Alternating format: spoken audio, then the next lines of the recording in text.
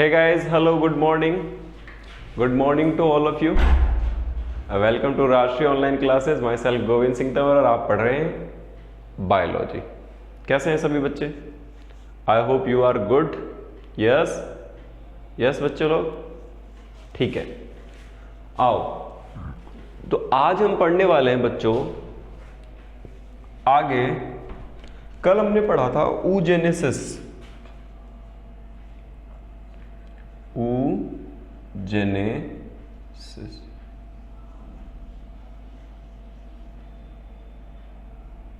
कल हमने पढ़ा था बच्चों oogenesis.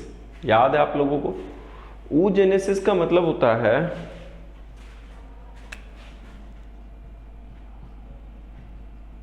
फॉर्मेशन ऑफ ओवम या एग सेल. इतना याद रखो बच्चों, फॉर्मेशन ऑफ ओवम या एग सेल, दो चीजें हैं. अब सुनो बच्चों, अब हम ये समझने की कोशिश करेंगे कि एक्चुअली oogenesis में कैसे क्या होता है. और कल हमने ओवरी को भी समझ लिया था, तो मैं आज आपको समझाना चाहूंगा oogenesis प्रोसेस कैसा होता है. तो देखो, oogenesis में दो चीजें थी. oogenesis दो पार्ट में कंप्लीट होता है. एक तो होता है बच्चों बिफोर बर्थ, और एक होता है बच्चों यहां पर आफ्टर बर्थ. तो oogenesis एक तो होता है बच्चों बिफोर बर्थ, और एक होता है बच्चों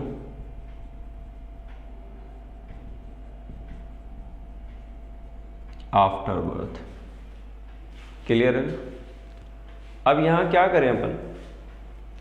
बिफोर बर्थ का मीनिंग होता है कि जो फीमेल होती है उस फीमेल के पास, फीमेल चाइल्ड के पास जन्म से पहले ही क्या होता है बेटा? बर्थ से पहले ही oogonia का फॉर्मेशन हो जाता है. oogonia फॉर्मेशन हो जाता है. ठीक है? और ये oogonia एक प्राइमरी oocyte, लिख लो बच्चों ये सब चीजें, एक प्राइमरी oocyte स्टेज में, प्राइमरी oocyte स्टेज में अरेस्ट हो जाती है मियोसिस के दौरान. अरेस्ट इन मियोसिस. और मियोसिस की कौन सी स्टेज बच्चों? मियोसिस की स्टेज थी प्रोफेज 1.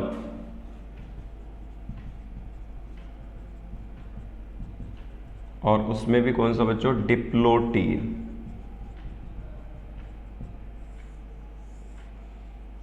ये लो प्रोफेज फर्स्ट, और प्रोफेज फर्स्ट में भी हम क्या देखते हैं बच्चों? डिप्लोटीन. ठीक है? तो प्रोफेज फर्स्ट में डिप्लोटीन में हो जाती है.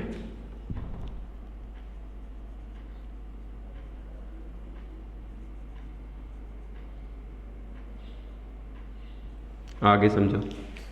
प्रोफेज फर्स्ट की डिप्लोटीन स्टेज में ऐसा हो जाता है. अब क्या समझे आगे अपन बेटा? और एक होता है बच्चों आफ्टर बर्थ, और एक हो जाता है बच्चों बिफोर बर्थ. ठीक है? अब हम क्या करें सर? ये स्टेज रिमेन रहती है 12 से 14 साल तक. ठीक है? 12 to 14 ईयर्स. और 12 to 14 ईयर्स के बाद में एक प्रोसेस शुरू होता है जिसको अपन कहते हैं मेंस्ट्रुएशन. Menstrual cycle. बोलो बच्चों, इसको हम क्या कहते हैं? Menstrual cycle. और जो ये मेंस्ट्रुअल साइकिल है, ये जो मेंस्ट्रुअल साइकिल है, इस मेंस्ट्रुअल साइकिल से ही आगे क्या होता है बच्चों? मेंस्ट्रुअल साइकिल से ही आगे क्या होता है, मेंस्ट्रुअल साइकिल से कि मेंस्ट्रुअल साइकिल से क्या होता है बच्चों, यहां पर मैच्योरेशन होता है, चेंजेस आते हैं, प्यूबर्टी स्टेज आ गई है बच्चों, ये प्यूबर्टी, और ये चेंजेस मैच्योरेशन के बाद फिर एक ओवम फॉर्मेशन होता है। क्या बनता है बच्चों, ओवम फॉर्मेशन होता है। इतना क्लियर है क्या, इतनी बात तो समझ में आ गई ना हम लोगों को। अब हम आगे क्या करेंगे, इसके आगे का प्रोसेस जो आफ्टर बर्थ था उसे समझने की कोशिश करेंगे कि वहां पर ये कैसे बने। ठीक है बच्चों, ओके। तो आई hope you will be understand this thing. तो बेटा इतना समझ में आ रहा है सबको, तो एक बार please send me your thumbs ups, एक बार मुझे आप थम्स अप भेज सक दीजिए, जिससे मुझे पता लगे कि आप लोगों को ये समझ में आ चुकी है बात। ओके, गुड अमन, ओके। अब सुनिए बच्चों, अब यहां से हम आगे चलते हैं और आगे चलने के बाद ये चीज समझते हैं कि ये एक्चुअली प्रोसेस होता कैसे। तो मैं इसे यहां से हटा देता हूं बच्चों, इसे क्लियर कर देता हूं और फिर उसके बाद हम आगे चलते हैं। ओके, तो देखो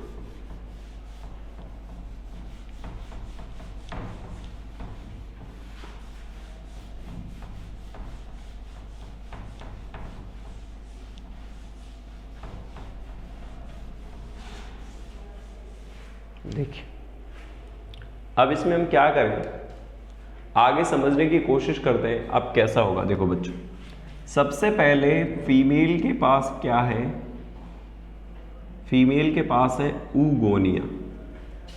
बोलो बच्चों क्या है, ऊगोनिया। तो यहां लिख दें ऊगोनिया। इतना क्लियर है बच्चों, दिस इज ऊगोनिया।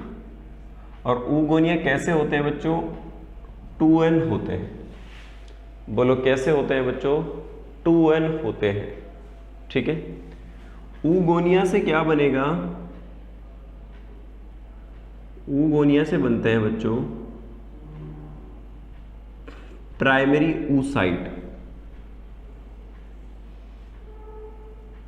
ठीक है, यहां सिंपली क्या होता है बच्चों, माइटोसिस, क्योंकि बहुत सारे प्राइमरी oocyte बनाने पड़ेंगे ऊगोनियाज को। और ऊगोनिया कब बन चुके हैं, बिफोर बर्थ।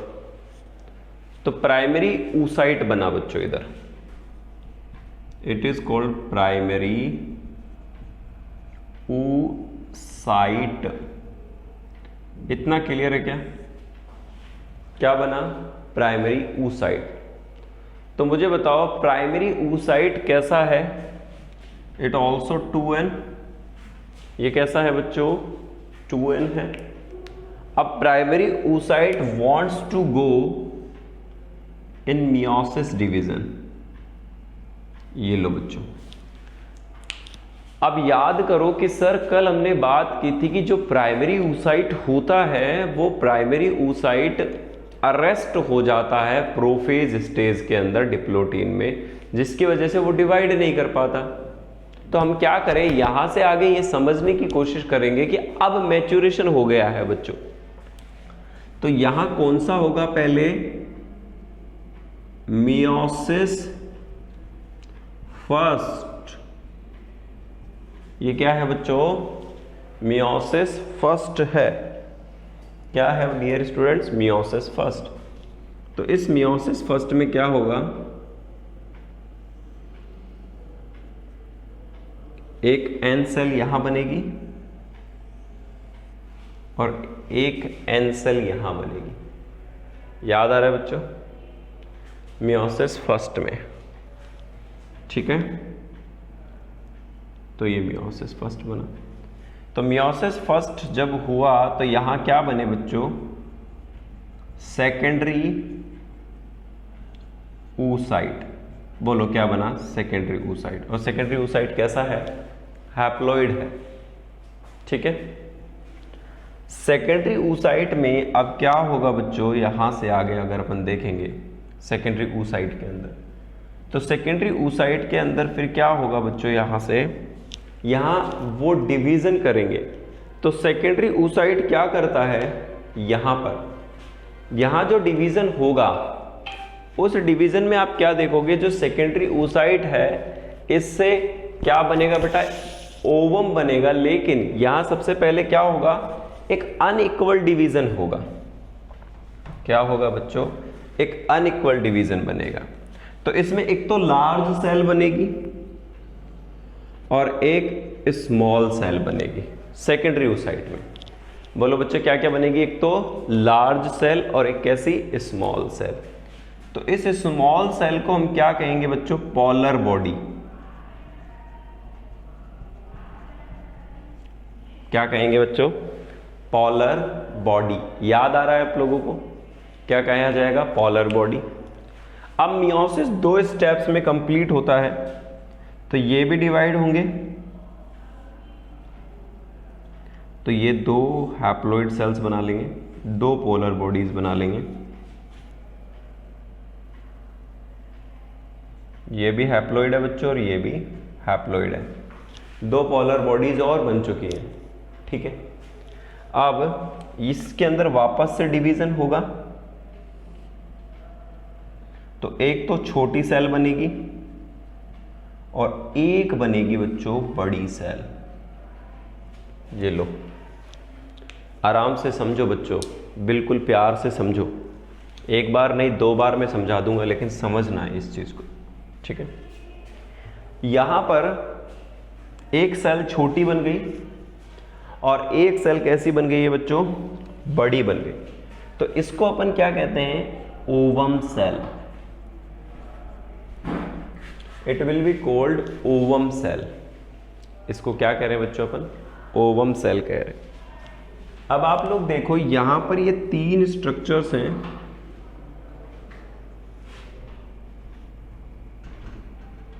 कितने स्ट्रक्चर्स है बच्चों, 3 स्ट्रक्चर्स है। तो ये जो 3 स्ट्रक्चर्स हैं बच्चों, ये तीनों स्ट्रक्चर्स पोलर बॉडी कहलाते हैं। क्या कहलाते हैं, पोलर बॉडी कहलाते हैं। और ये क्या हो जाएंगे, डीजनरेट हो जाएंगे, डीजनरेट हो जाएंगे बच्चों। क्या हो जाएंगे, डीजनरेट हो जाएंगे। एक बार सभी बच्चे बेटा वीडियो ऑन कर लें, तो फिर कुछ और समझाने में मजा आएगा, ठीक है।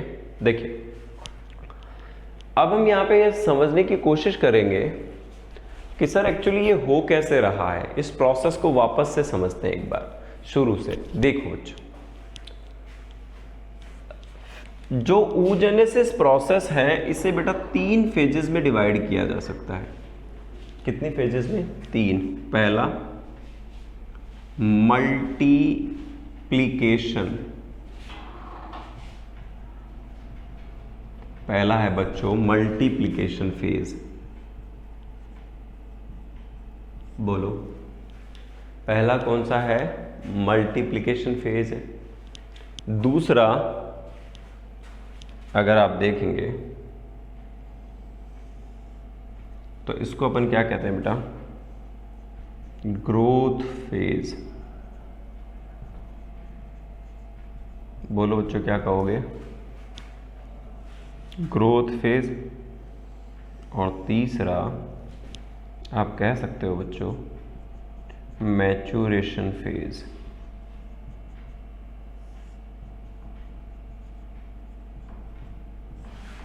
एक को हमने क्या कहा बच्चों, मल्टीप्लिकेशन फेज। दूसरे वाले को हमने क्या कहा बच्चों, ग्रोथ फेज। और तीसरे वाले को हमने क्या कहा बच्चों, मैच्योरेशन फेज, ठीक है। तो इसको 3 स्टेप्स में डिवाइड कर दिया सर। एक multiplication, second growth phase and third maturation phase. Okay, अब इन तीनों स्ट्रक्चर्स को अगर हम समझते जाएं और इसके आगे बात करें तो वो कैसे होगी, समझो बच्चों। देखो मल्टीप्लिकेशन का मतलब होता है अपने आप को मल्टीप्लाई करना, अपनी संख्या को बढ़ा लेना। तो मल्टीप्लिकेशन कहाँ हो रहा है बेटा, देखो oogonia से जब प्राइमरी oocyte बन रहे हैं, oogonia से जब प्राइमरी oocyte बन रहे हैं तो इस स्टेज को कहते हैं मल्टीप्लिकेशन। Multiplication multiplication phase. बताओ क्लियर है क्या? सर जब ऊगोनिया थे, फीमेल के पास बहुत सारे ऊगोनिया होते हैं, वो ऊगोनिया मल्टीप्लाई होकर के प्राइमरी ऊसाइट बनाते हैं। क्या बनाते हैं? प्राइमरी ऊसाइट बनाते हैं। तो प्राइमरी ऊसाइट को हम क्या कहते हैं बेटा? कब बना? ये मल्टीप्लिकेशन से बना। किससे बना? ये मल्टीप्लिकेशन, यानी उसने अपने आप में विभाजित किया, गुणा किया, अपने संख्याओं को बढ़ाया, तो उसे मल्टीप्लिकेशन कहते हैं।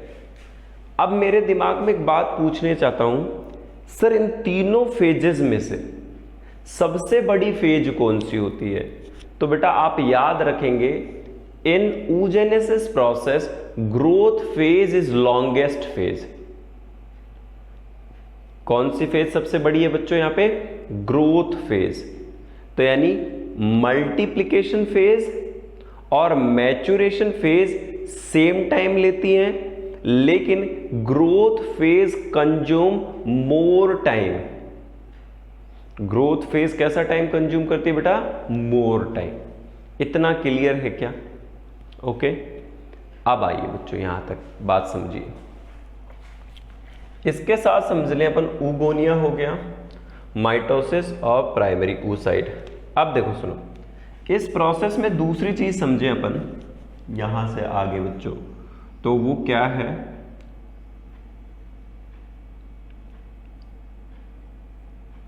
ये फेज जो बेटा दूसरा दो आपको दिखाई दे रहा है, इसको यहां पर ही रखें आप बेटा, एक ये ही फेज।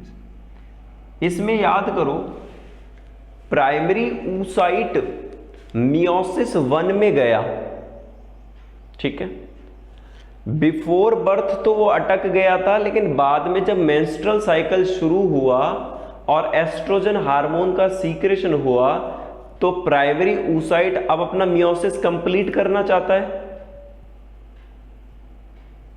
बिल्कुल। तो उस मियोसिस को वो कंप्लीट करने के लिए क्या करता है? यहां पर डिवीजन करता है। लेकिन बेटा यहां का जो ये डिवीजन होता है वो अनइक्वल डिवीजन होता है। बोलिए सब बच्चे, कैसा होता है सर? ये अनइक्वल होता है। और अनइक्वल होता है तो इसका मतलब एक सेल तो छोटी बनती है और एक सेल लार्ज साइज की बनती है। ओके, तो इसका मतलब सार दूसरी सेल के पास साइटोप्लाज्म या योक ज्यादा चला गया और एक सेल के पास साइटोप्लाज्म या योक बहुत कम है। लेकिन नंबर ऑफ क्रोमोसोम का डिवाइडेशन करना था, तो n नंबर ऑफ क्रोमोसोम तो किसके पास चले गए बच्चों? एक सेल के पास, और n नंबर ऑफ क्रोमोसोम दूसरी सेल के पास। तो जो बिग साइज की सेल है इसे कह रहे हैं बेटा सेकेंडरी oocyte। बोलो क्या कह रहे हैं? Secondary oocyte। तो यहां इसने अपनी वृद्धि की है, तो इसे आप क्या कह सकते हो बच्चों? Growth phase. बताओ क्या कहा हमने बच्चों? Growth phase. तो सर इसके पास इतना मोटापा कहां से आ गया? इसने अपनी वृद्धि कैसे कर ली? इसके पास क्या स्टोर हुआ? तो उसके लिए बेटा एक टर्म मैं बताना चाहूंगा कि यहां क्या होता है। यहां होता है विटेलोजेनेसिस फॉर्मेशन। लिख लो, विटेलोजेनेसिस फॉर्मेशन। बताओ कौन सा फॉर्मेशन होता है बच्चों? Vitellogenesis formation. और विटेलोजेनेसिस फॉर्मेशन का रिजल्ट क्या रहता है बच्चों? Yolk sac. लिख लीजिए, क्या रिजल्ट है विटेलोजेनेसिस का? Yolk sac. और योक सैक किसका नरिशमेंट है बेटा?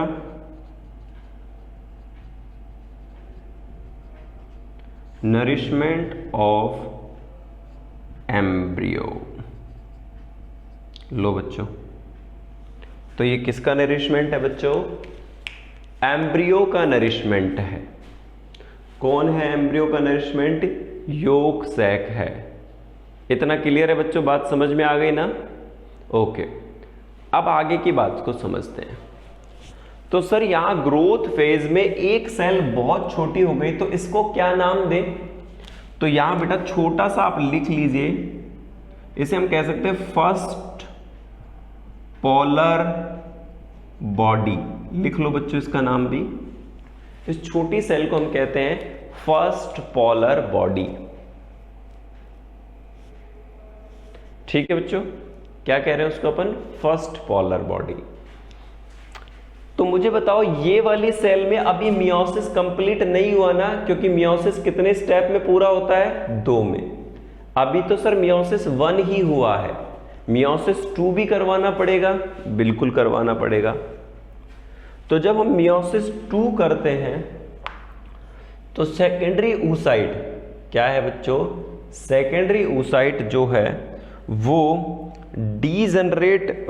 सेकेंडरी oocyte डिवाइड होता है, और डिवाइड होने के बाद में एक पॉलर बॉडी और एक ओवम सेल का निर्माण करता है। किस किस का फॉर्मेशन करता है बेटा?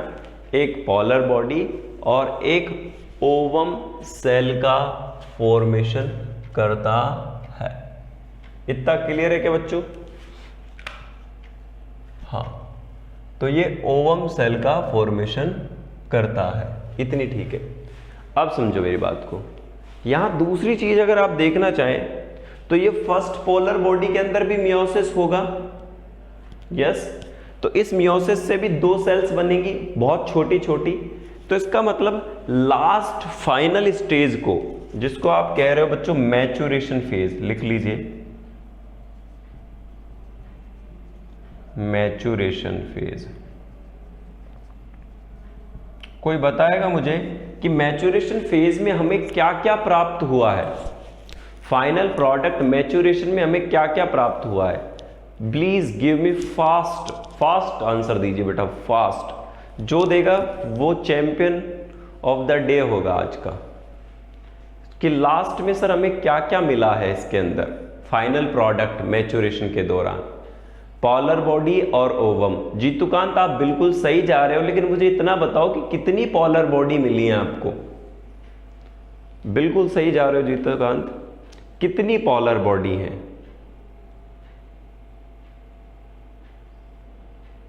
Very good sir, 3 polar body और 1 ovum. Congratulation, you are the champion of the day. ठीक है बच्चों, तो यहां पर हम देख सकते हैं बच्चों 3 पॉलर बॉडी बनी है और 1 ओवम बना है। बोलो क्या क्या बना है? 3 पॉलर बॉडी। सलोनी ने भी सही आंसर दिया है, वेरी गुड बेटा सलोनी। 3 पॉलर बॉडी बनी है और 1 ओवम बना है। अब मेरी बात सुनो, ये तीनों पॉलर बॉडी क्या करेंगे बेटा? ये तीनों की तीनों डीजनरेट हो जाएंगी। बोलो क्या होगा इनका? तीनों डीजनरेट हो जाएंगी। तो मैं लिख सकता हूं ये डीजनरेट हो जाएंगी, लिख लीजिए 3 पॉलर बॉडी डीजनरेट हो जाएगी। अब केवल क्या एक्टिव बचेगा बच्चों? ओवम। बोलो क्या एक्टिव बचेगा बच्चों? ओवम एक्टिव बचेगा। क्लियर है? यहां तक की बात समझ में आ गई? तीनों फेज समझ में आ गया। पहला मल्टीप्लिकेशन फेज, दूसरा ग्रोथ फेज और तीसरा maturation phase. Primary oocyte, secondary oocyte और ओवम सेल।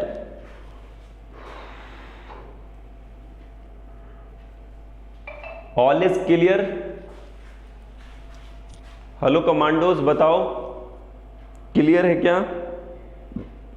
अगर क्लियर है तो आप मुझे थम्स अप भेज सकते हो। वेरी गुड, शानदार बच्चों, शानदार। तो एक बार सभी वीडियो भी ऑन कर लो रे, और फिर आगे बात करेंगे अपन स्ट्रक्चर ऑफ ओवम की। किसकी बात करने वाले हैं सर आज हम? Exact time of growth phase. Saloni Shekhawat, बेटा मैं आपको बता सकता हूं कि जो ओवुलेशन पीरियड होता है वो मेंस्ट्रुअल साइकिल में डिपेंड करता है। ठीक है, तो मेंस्ट्रुअल साइकिल में जब डिपेंड करता है तो उसमें एक तो प्री फर्टिलाइजेशन इवेंट होता है। तो बेटा एग्जैक्ट टाइमिंग अपन सलोनी शेखावत ये नहीं बता सकते कि वो कितना टाइमिंग पे रहेगा, लेकिन ये याद रखोगे आप, मल्टीप्लिकेशन और मैच्योरेशन के कंपैरिजन में ग्रोथ फेज जो होता है वो लॉन्गेस्ट फेज रहता है। अगर मान लीजिए 10 दिन में ओवम बन रहा है तो 7 दिन उसको ग्रोथ फेज में ही लग जाएंगे। क्लियर है सलोनी? ऐसा समझ लीजिए, अभी कोई एग्जैक्ट टाइमिंग अपन नहीं बता सकते इसका। ओके, आइए now we go and discuss about the structure of ovum. Sir हम जानना चाहेंगे कि ओवम के पास क्या क्या होता है। ओके बच्चों, आइए तो मैं इसे हटा देता हूं।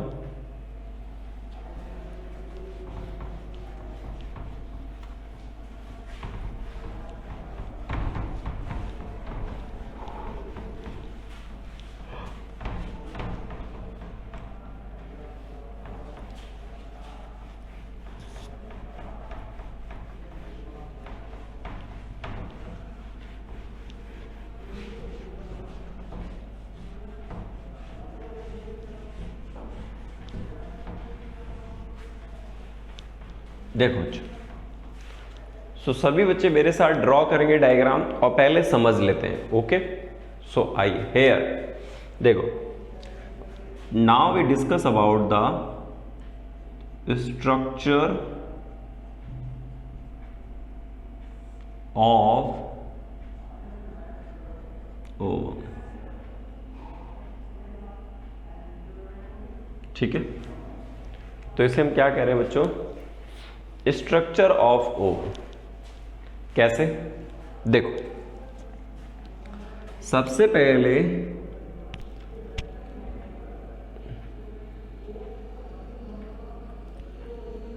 ओवम पर एक बाउंड्री होती है बच्चों। ठीक है, ओवम पर एक बाउंड्री होती है। एंट्रम, प्रिया यादव, एंट्रम बेटा कैविटी का नाम है बेटा, cavity. Okay, it's a means of antrum. Antrum meaning is a cavity. Okay, और एंट्रम हम वोम्ब के लिए भी यूज कर सकते हैं बेटा, यूट्रस के लिए भी यूज कर सकते हैं। क्लियर है प्रिया? ओके, देखो तो बेटा ओवम में अगर आप देखना चाहें तो ओवम में सबसे पहले कुछ ये कवरिंग होती है और उसके सराउंडिंग कुछ ऐसे और सेल्स पाए जाते हैं बच्चों।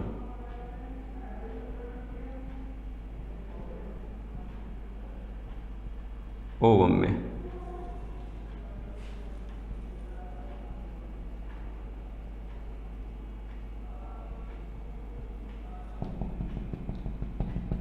ऐसे बना देते हैं।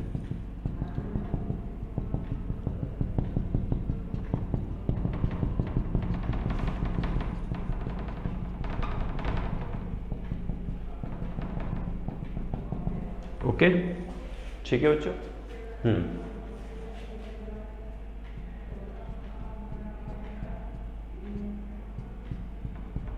ये फ्लैम लाइक दिखाई देती है थोड़ी थोड़ी, तो इसलिए मैं इसको ऐसा बना रहा हूं। ओके बच्चों, इसके साथ देखो, एंट्रम के पास एक प्रो न्यूक्लियस होता है, और सॉरी एंट्रम नहीं, ओवम के पास बच्चों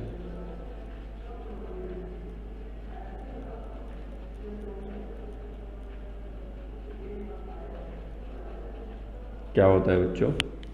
एक प्रो न्यूक्लियस होता है, और इसके अंदर अगर हम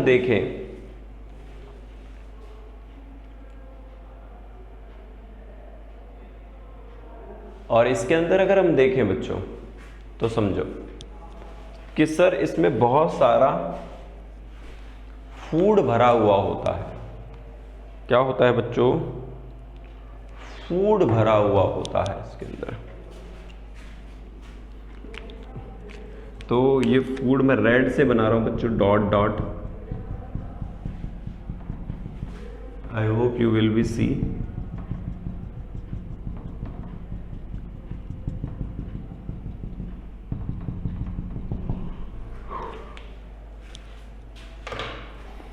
और यहां एक कोन बना रहे, कौन। तो देखो बच्चों, इसको समझो पहले। सो जो ये फ्लैम लाइक लेयर है, आउटर लेयर, इसको क्या कहते हैं बेटा? कोरोना। खूब सुना है आप लोगों ने, रेडिएटा। यस, क्या कहा जाता है बच्चों उसको? Corona radiata. ये क्या बात सर, यहां कोरोना कहां से आ गया? कोरोना का याद हो अगर बच्चों आपको बात, तो कोरोना सर कैसा था? कोरोना का मीनिंग होता है protein. Yes Priya Yadav, we are discussing this. हाँ, तो बेटा सुनो, कोरोना का मतलब होता है, अगर आप यहां समझे तो कोरोना क्या चीज है? कोरोना एक प्रोटीन लेयर है। क्या है बच्चों? प्रोटीनियस लेयर है। ठीक है, प्रोटीनियस। तो ये जो कोरोना रेडिएटा है ये आउटर लेयर है, लिख लीजिए आउटर लेयर। इनका शेप कैसा होता है? Flame type. फ्लेम, जैसे आग लग जाती है ना तो फ्लेम्स बन जाती है, तो इनको फ्लेम टाइप भी कहते हैं, flame shape. Flame shape, clear है? तो सर जब स्पर्म को एंट्री करनी होगी, सर जब स्पर्म को एंट्री करनी होगी तो उसे सबसे पहले कौन सी लेयर से टकराना पड़ेगा? कोरोना रेडिएटा से। बोलो बच्चों, किससे टकराना पड़ेगा उसको? कोरोना रेडिएटा से, है ना? इसके जस्ट नीचे एक और लेयर है, this is called zona pellucida. लिख लो बच्चों, this is called zona pellucida. Sir सभी स्टूडेंट्स के वीडियो ऑन करवाओ। बिल्कुल बेटा, सब बच्चे अपना वीडियो ऑन करें, सभी। इसके बाद दूसरी चीज को समझो बच्चों, यहां से तो दूसरी लेयर यहां पर आप जिसके नीचे देख रहे हो उसको कह रहे हैं अपन जोना पेल्यूसिडा। क्या कह रहे हैं बच्चों अपन उसको? जोना पेल्यूसिडा। इस जोना पेल्यूसिडा में स्पर्म की एंट्री के लिए एक गेट होता है, उस गेट का नाम है फर्टिलाइजन कोन। फर्टिलाइजिन कोन, लिख लो बच्चों। स्पर्म इसी को ढूंढता है, फर्टिलाइजिन कोन को। किसको ढूंढता है? फर्टिलाइजिन कोन को।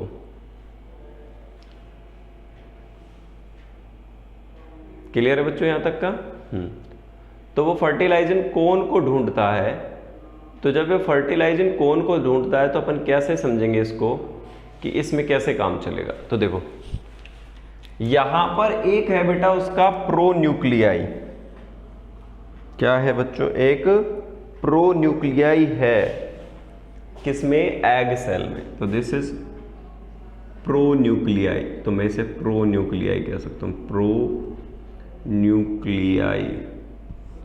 लिख लो बच्चों, ये उसका न्यूक्लियस है, प्रोन्यूक्लियाई, क्योंकि वो मैच्योर नहीं होता इतना, तो इसको प्रोन्यूक्लियस न्यूक्लियाई कहते हैं अपन। जिससे स्पर्म का जो स्पर्म का न्यूक्लियस है, वो स्पर्म का न्यूक्लियस आकर के इसके साथ फर्टिलाइज होता है। ओके बच्चों, आगे। द ओवम हैव योक। क्या होता है बच्चों उसके पास? योक होता है। और वो योक किस लिए होता है? सर वो एम्ब्रियो को नरिशमेंट प्रोवाइड करवाता है। बोलो, एम्ब्रियो को क्या प्रोवाइड करवाता है बच्चों? वो नरिशमेंट प्रोवाइड करवाता है। ठीक है। तो ये सारी चीजें यहां हमारे एक स्ट्रक्चर ऑफ ओवम के अंदर होती हैं। तो बेटा सबसे पहले अगर आप लोग देखें तो जब स्पर्म आएगा तो स्पर्म आने के बाद कोरोना रेडिएटा को डैमेज करेगा। बोलो, किसको डैमेज करेगा बच्चों? कोरोना रेडिएटा को डैमेज करेगा ना। इतनी बात सही है ना? ओके, आगे समझो, ओवम एक हार्मोन भी सीक्रेट करता है बेटा, this is called fertilizin. Fertilizin, याद करो, फर्टिलाइजिन, फर्टिलाइजिन, बिकॉज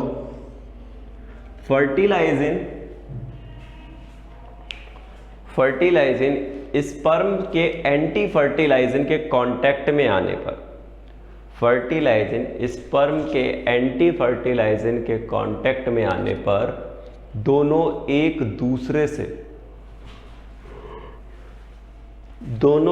दूसरे के कांटेक्ट में आ जाते हैं और फर्टिलाइज कर लेते हैं, फर्टिलाइजेशन रिएक्शन कर लेते हैं। तो लिख लो, fertilizin secreted by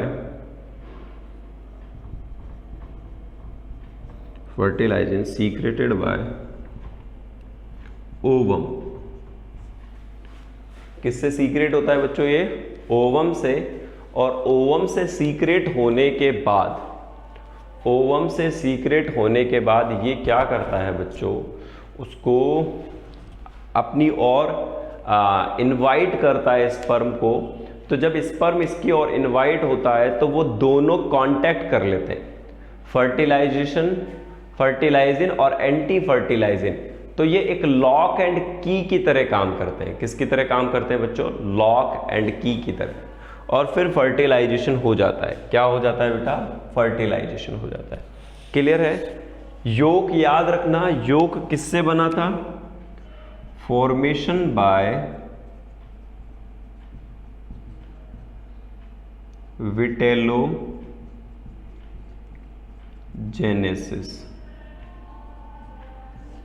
formation by vitellogenesis. किससे फॉर्म होता है बेटा? ये विटेलोजेनेसिस से। क्लियर है? कोई problem? Dear students, I hope you will be understand. Priya Yadav, Jitukant, Neeraj, Aryan, Saloni, बेटा सबको क्लियर है ना ये सारी चीजें? यस या नो? एक बार थम्स अप हो जाए अगर समझ में आ गई तो सारी चीजें सभी की तरफ से। Okay, very good. तो today we will discuss about oogenesis process and structure of ovum. Okay बच्चों, तो आज के लिए इतना ही। Take care, bye. और हम कल की क्लास को यहां से कंटिन्यू करते हैं। ठीक है बच्चों, थैंक यू सो मच।